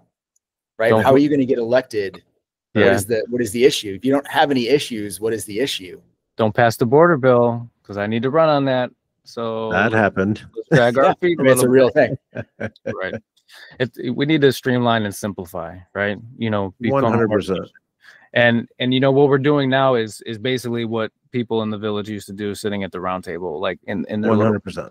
Right. And we need to congregate, and we need to talk and still have those discussions with the people in our own neighborhoods. Yeah. And have that come over for dinner. Let's break bread. Right. Yeah. And then everybody starts breaking bread. And then that one piece of bread could feed the 5,000. And then we're all educated. And then we all understand. And we can all come to the table together and move and change. Yep. The other problem, the other side of that is once everybody's educated, is like the executable actions of being able to go and do something about it. Right. And so like the idea of like people don't want to be involved in politics or don't want to be involved in sort of those things. We're all involved in it, whether we like it or not. And like 100%. policy is king. And so like when I go back again to the story I told about like Union Drive and all that stuff, right? None of that changes until we organize to change policy. And then once policy changes, your life changes.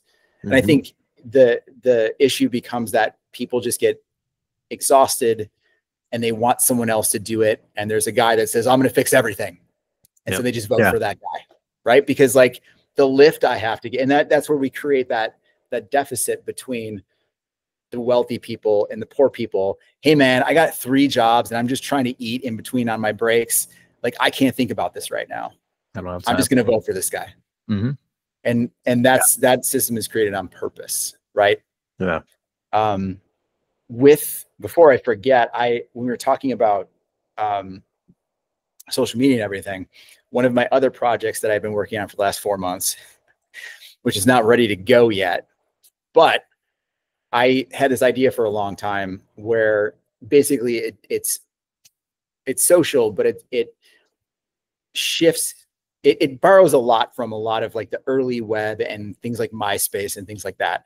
And essentially it's a platform that uses RSS. And so you retain all of your ownership to your material and content, and it works on Substack and it works on websites and site builders. But basically it's a web, what I call a web for the web. And so it's a social site or app that you can put a profile picture on. You can put a little short bio on, you put your website on, and you can put a contact on or no contact. And it will display things. It pulls it from your source, from your website as an image or a video or text or whatever you want to do in that format of feed. Yeah. But the overhead for me is low because I'm not storing any of it. I don't own any of it. I don't do anything. And as soon as you click on it, it'll light box it. So if like you put a new illustration out on your website, I follow you on your profile. You can pin things kind of like Pinterest. So I can pin users, I can pin items. The hashtags work. So if you do hashtag art in your profile, I click on that. It'll show all the people that have art. Oh, hell yeah. And you can click on it. The light box shows up and it says visit source. I can go there. It'll take me right to your website. Yeah. And so I've vibe coded the entire thing. So I know very little coding at this point, because when I was writing C 30 years ago on a Unix machine, I've learned a little bit of Python and things like that, but I basically spent 4 months like helping myself through AI code this whole piece of software. And I have like an iPhone version, that's iOS version that's almost done, but the web version's up. But I'm gonna be doing that. And that's me being like, you know what, there's a problem here. You can't comment, can't like. You can star things. Yeah. And you can pin things. And I feel like that's a better way to be on the internet. That I don't, if you don't want to be DM'd, you're not DM'd. You're not, no one can contact you. Want to be contacted, you can. If you want visibility, you can get that. It's like a web ring of the 90s where people would put your links on their sites and vice versa. And you can pin things, but you can also see it in a way that's like digestible and like you're used to, right? It works that way. So that was me being like, hey, there's a problem here. I'm going to go out and solve it. Yeah. And perceive what I perceived to be the issue. So I took 4 months in the background of like working on this art stuff and playing and learning drums and all this other stuff and did that. So that's another thing that's going to be coming out that I'm going to start after this show on Saturday. I'll start kind of like promoting that. And creative people are really good programmers because we have the creativity to problem solve. It's interesting because like the other part of that is like, I fucking suck at math. I shouldn't say that. Like I was not good at algebra. And like all the things that I like music and programming and things like that, it's all heavily math reliant. Like I love that kind of stuff. Right. But I'm not good at it. I can't, I think I just get bored really easily. Yeah. That's the thing. Yeah. That's really what it is. That's why I could never really get into 3D more than 2D. Like 2D, you pick up a pencil, you do like this, and there's a mark. 3D, like I don't have 35 minutes to wait. You render this dumbass cube. I have tried to learn Blender for like 3 years. Oh, I got a tip for you. Go ahead, go. I got a tip for you. I mean, there's nothing to say besides the fact that I'll keep starting it, and then I'll like watch the YouTube series of like, oh yeah, I'll go through it, and then like a week will go by and I don't do it. I'm like, oh, man, what was that hotkey again to do this? Yep. And then I have to go back and like start over again. Exactly. Because I'm at a point in my life where I'm pretty good at like a lot of things. Yeah. And I can pick things up, but I have to go back and like pick them up. Yeah. And I can't, it's just way too hard. This is why AI has been great, because it just starts to refresh my memory. I can be like, oh yeah, that's totally like what I'm supposed to do, right? Like I understand the basic inner workings and things, but it's, I just forget. I mean, I've been playing guitar for 30 years and I'm still not good at it because like I'll get good and then I'll just like stop doing it for a while and I'm like, oh shit. And now you're a new dad. Yeah. Now I'm a new dad and every day it's hey, here's my tip. Here's my Blender tip for you. Don't worry about learning Blender. No, for real. For you, what you can do is write yourself a script, come up with your story, whatever it is, and then research how to do that thing in Blender. Don't worry about hotkeys and all that shit. While you're doing your animation, those hotkeys will be there. But if you have to continue to learn them all the time, you might as well just have a thing, work on that thing, and those hotkeys will just come back. That's how I do it. I've done a handful of projects in Blender. I can't tell you the hotkeys to do shit. Honestly, like if I learn everything myself, it limits me because there is so much stuff that I want to do. And I ended up, I'm working my little ghost character that's like on my flyer for my show that I drew in 2D. I wanted to do that in a PS1 format, like looking thing. So I created the texture. I had a kid in Romania put it together for me. Paid a kid in Romania to do it on Fiverr. Oh yeah. He did it really quickly. That's like what he does. He does PS1 style characters. And so then I use AI to like write this maze program. And I want to build this into there's a whole other project that I'm working on that I'll get to eventually, but a lot of creative things. But it's cool. I was gonna say, because you're harnessing other artists as well. You're getting other artists to be like, hey. I would love to be, again, if I was like you said, if we had money, I'd love to be paying everybody their full rate to be doing everything. But when I'm a poor artist, exactly, I have a million ideas, it's really hard. So it's like, it's the alternative is like either I'm hiring someone in Fiverr or I'm learning it myself. Listen, it's a startup mentality. It is. Right? Every day is a startup. mentality. Every day is a new startup. You you work on something, you have to find the pieces, put them in place, and then you finish it, and then you go to the next one, you go to the next one. Right? It's true. For when I started researching the deindustrialization of the United States, I gave up on because I was judging Fiverr pretty damn hard because they were taking good paying jobs away from us, and all these people are getting whatever. The deindustrialization decision made by our government, I believe it was in the 70s, they said that the United States was going to be basically the culture leader and the technology leader and all these things. So we were going to be the brainiacs, and then we were just going to go to China or India or whatever, and they were going to do all the machinery and all that stuff, right? Yep. They just forgot to tell everybody who lived here that that was going to happen. And so going into it and understanding that that was part of the game that they are playing here and that they are doing in our face. Trump sells "Make America Great Again" hats, and the shit says "Made in China." It's funny too, because they're trying to do reshoring now. Yeah. With the idea of reshoring, like when you have specific tools that are made that are now overseas and been producing things for decades, you can't just open that up. You can't just like make that here and have it instantaneously happening. Hey, we're making iPhones down the street. No, we're not. It costs $10,000. Yeah, we're all 3D printing iPhones now for Apple. Independent contractors. No quality issues whatsoever. No, it's like the Gordon Gartrell. Remember in the Cosby Show when Theo wore the shirt from yeah, the art. Oh yeah, great. Yeah. The one sleeve as long as that. Denise, what are you doing? Why does my shirt look like this? That's what our iPhones are gonna look like. That's right. Mike, I got an iPhone. I got a question, man. Like you haven't done an exhibition in 3 years. How do you know what you want to put on display? That's great. That's a great question. That is a great question. I looked at everything and I was like, what am I feeling right now? And some of that stuff's new, and it's just the timing is pertinent.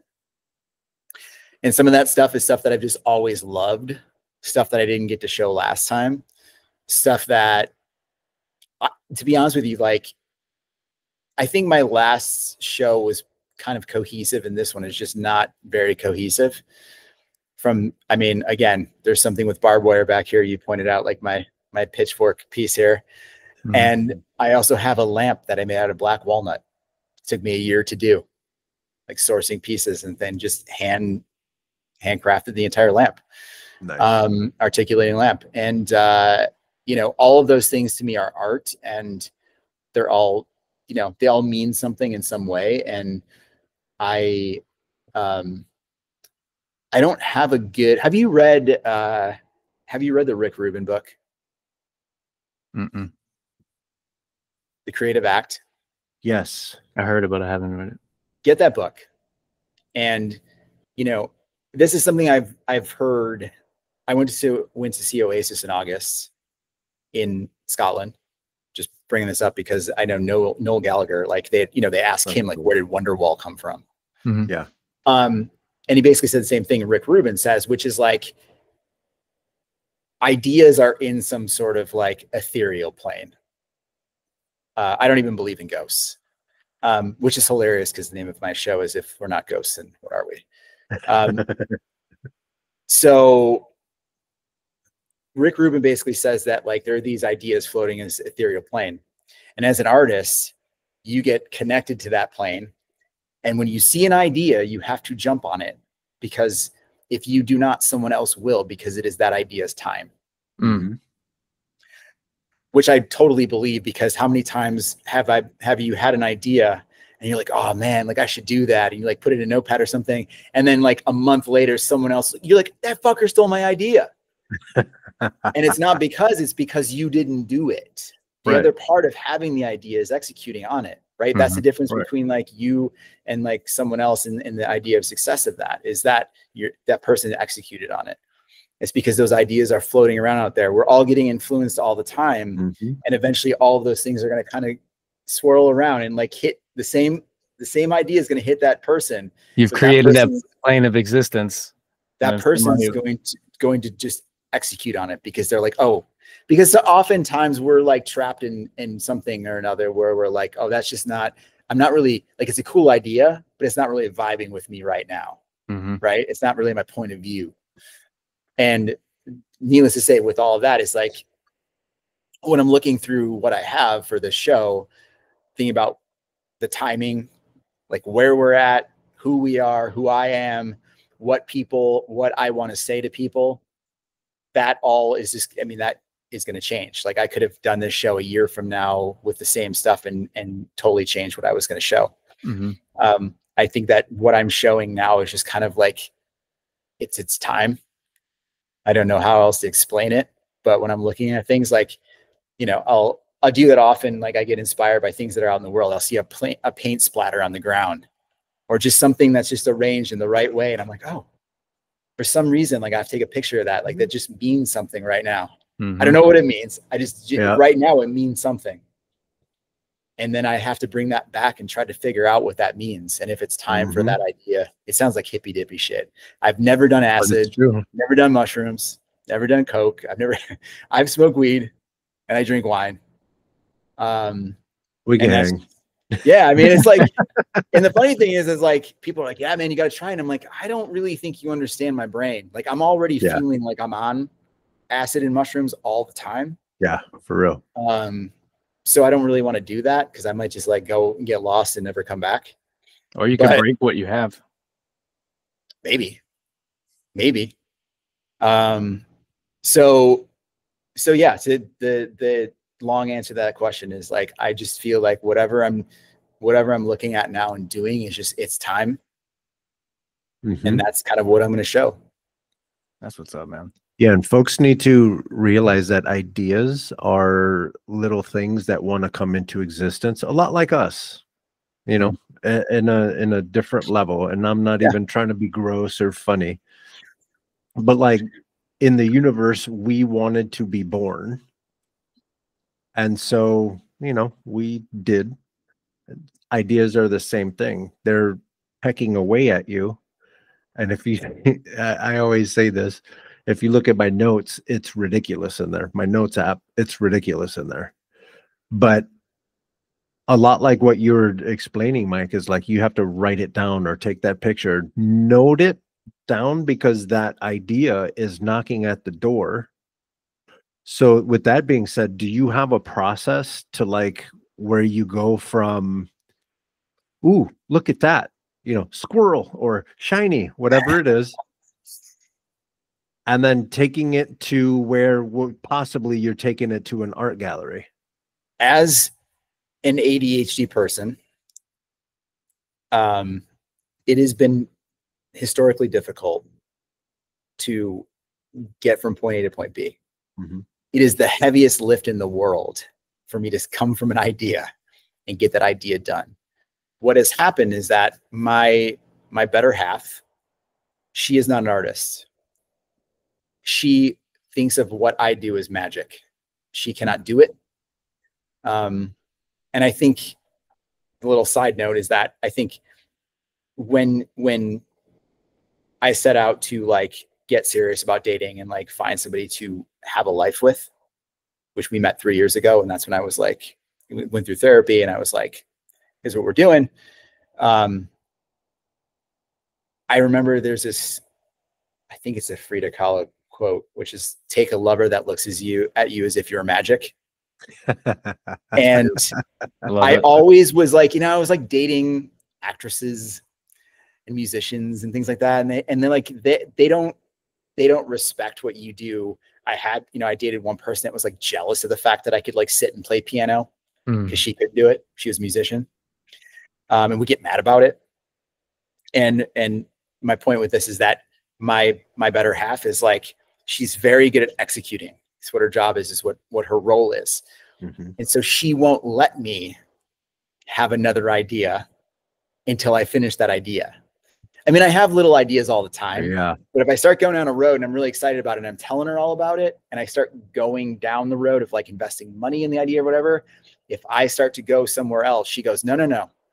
You're talking about this idea. You have to finish this idea before you start something else. Yeah. That's like, oh, you're right. You're right. And then I keep like refocusing back. And that has been practice. That is a practice. It's like, you know, they call meditating practice, right? Because you're constantly trying to redirect your focus back to your breath. That is what that is. It is, I am trying to, every idea that I have, if I get really excited about it and I feel like it's time, and I start going down that road, I have to now refocus my attention back to it, no matter what. And things like this, things like an exhibition are actually really good for me because it sets an endpoint. It's what I had to do with my last one. And I had to do when I was at school, in art school, and I would always be finishing the final project like hours before it was due. But I would always do my best work. And they'd be like, oh my God, this must have taken you forever. Yeah, totally. Like I was thinking about this. I was working on this for like 2 months. It's really like 6 hours beforehand. I'm like, what do I do? What do I do? And I'm like, but that's just how I work. That's my process, right? It's not, I don't recommend it, but you know, I've made my, when I look at things like ADHD and like, and all the things that fall from that, I've made that a superpower in the way that like, that is my process. And so I've learned how to harness it and direct it as opposed to letting it run wild. Right. Yeah, that's what I tell my son. I mean, he has autism, and you know, I encounter a lot of kids that do, or I've helped families try to navigate through going through those channels to get, you know, help, you know, try to build them up and understand the process of what they're going through. And you know, you have to harness the superpower, identify what the superpower is, and take full advantage of it. You know, and then when you start building that, when you have that foundation that is, you know, AI cannot create your superpower. You know what I'm saying? And you can build on that. It's like it's phenomenal, and nothing's gonna touch it. I love that. I love it, man. Yeah, and always don't be afraid to put yourself in safe positions, but positions that actually challenge you, so you learn more about yourself, so you know what to expect of yourself if you're ever in a situation similar to whatever, you know, what, good or bad, you know what I mean? So a lot like what your son is doing, he's out there, he's wrestling, he's getting to know the limitations, the physical limitations of his body, which are going to be helpful when he gets older. He's going to know how to take care of his body.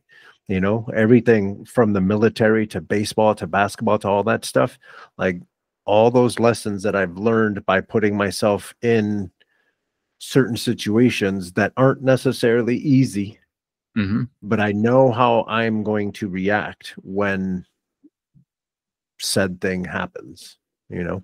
And just applying what you learned in the next situation, what you've gone through already. You endured this, like you've been through this. Don't you remember this? Yeah. Oh yeah. I remember. Yeah, and remember that you know things too. Yeah. It's important to know. It's important to remember that you know things, but it's also important to remember that you don't know everything. That there's a lot of things out there that you just don't know, and that's okay, because no man is an island. Okay. And that's okay. So like sometimes there's some guys that grow up in Chicago and they're like, I'm going to try something different. And they just jump into LA and they try to make a go at it. Let me just say too, Mike, like, thanks for being a good and supportive dad and recognizing that, because, you know, personal level, like my upbringing, like my mom knew I was gifted when I was a child. when I was like 4 years old, I was like reading the newspaper. Like I pick up a newspaper and just read it. And she kept, and again, this is just for people to understand out there so they don't feel bad about themselves. But like, you know, my dad, I think she wanted to get me into, you know, some sort of gifted school or classes, or like push that, get me instruments, whatever. And like we, you know, we didn't have a lot of means. My dad sort of refused to do it. He didn't want me to be weird. He wanted me to be a normal kid. He didn't want me to be treated differently. Which basically like dragged me the rest of my life, because when I went to school, and this is in the 80s in Catholic school, like I was always like, oh, he just doesn't imply himself. I got like terrible grades. I was bored. I wasn't learning the way I needed to be learning. And we cannot just teach people all the same way. This is not, unfortunately, for the Department of Ed and whoever, this is not a cattle drive. And we all do not learn the same way. We do not have the same 100%. Superpowers. And it took me up until, and I did 0.8 grade point average my junior year of high school. But I had straight A's in computer science, 2 honors, and rhetoric. How does that work? You're on something. Yeah. And so, and I could pick up a guitar and play it, and I could pick up a piano, you know, sit at a piano and play that. And like, it made me feel bad about myself for the majority of my life. And then when I was 34 and I was in grief counseling because my dad had passed away, my therapist at the time, I'd never been to therapy. She's like, basically uncovered, she's like, you have ADHD. And then she started repeating back to me all of the stuff like that happened throughout my childhood. I was like, oh my God, yeah. I'm like, how'd you know that? And she's like, here's why. And so once I figured that out and kind of flipped the script on it, I was like, oh, like I have to wrangle this. This is I understand myself now. And all the time that I had been bullied and I was made to feel stupid, and my parents were screaming at me because like, you just got to get good grades. You got to get your math. I used to catch ass whippings too, boy. Buddy, you know, hey, that wooden spoon broke off on my ass. I was 10 years old. So, and hey, do not do that to your children. That is also like a level of terrible that is something you deal with forever. Right. But yeah, I just want, thanks for like recognizing that in your guy, and like, you know, I mean, absolutely. But it wasn't just myself, you know, my wife is right there with me, and, you know, the stuff that we endured, if we can, and this goes to the communication that we're having right now. You know, if we have a level of understanding where we could connect that to somebody else and bridge those gaps, and then they can apply it to their little village, then, you know, we could be better people, and we can harness what we think is wrong, what we think is Tylenol, what we think is, you know, all these things that are wrong with people, and really we can clarify what it is to be a good man too. Good man, good human being, understand situations that look like domestic violence, but they're really triggered by something, you know, or there's a scene of a crime and the police are there instead of somebody that knows how to deal with mental health. Like, there's all these issues, man. And, you know, the more we're able to communicate that and bridge those gaps and actually be vulnerable and share those stories, you know, that's how things can move, you know, and creative things can come out of these things. Beautiful pieces of art, which we all are on this channel. You know what I'm saying? And I think just in general, people in general are that creative type. It's just people, you know, people give up on it. How many people I'm walking around with my iPad not coloring, but like drawing and doing little cartoons and stuff like that. People are like, oh my God, I used to love to draw. And you're just like, what would you do? What would you do if AI came and took all the jobs? What would you do? Better start doing that. I'm grabbing my notebook. I better start doing that. So we are getting close to 3 hours. What did we, Joe Rogan? I didn't even. We were actually talking about actual facts. Sorry. Yeah. I didn't talk about my gladiator diet. Yeah, my protein, My carnivore diet. Sorry, TRT or whatever that is. So yeah, Mike, let everybody know again where your show is going to be, the address, the time, all that stuff, websites, everything, so they know where to go find you.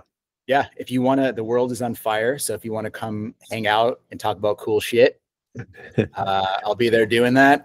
It is this Saturday, October 18th from 6 to 10 p.m. It is Exhibit A Gallery, which is 1056 South Fairfax here in Los Angeles.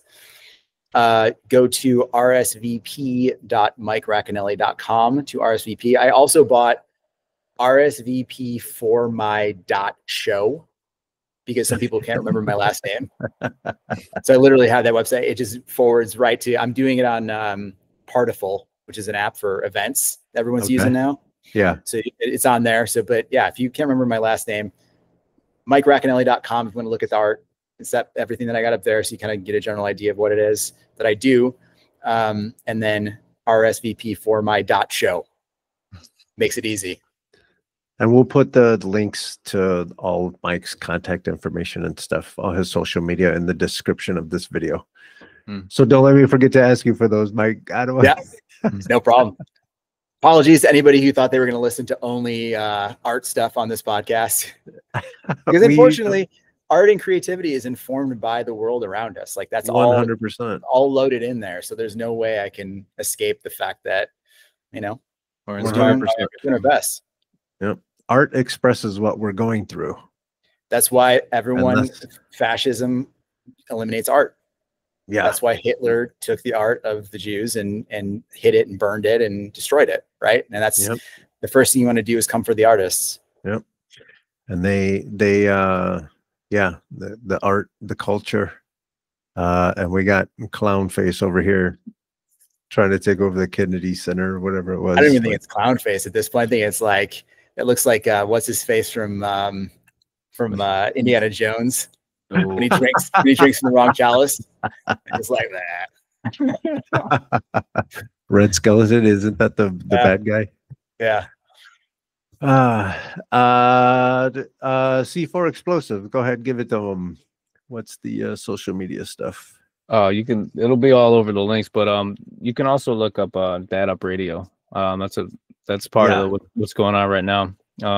Dad's helping dads and becoming empowered and building relationships with their kids, and letting moms know that there is you don't have to be in a relationship with a dad to have the dad in a relationship with their child, their children, and just all that'll be there, man. I'm not going anywhere. I'll be here.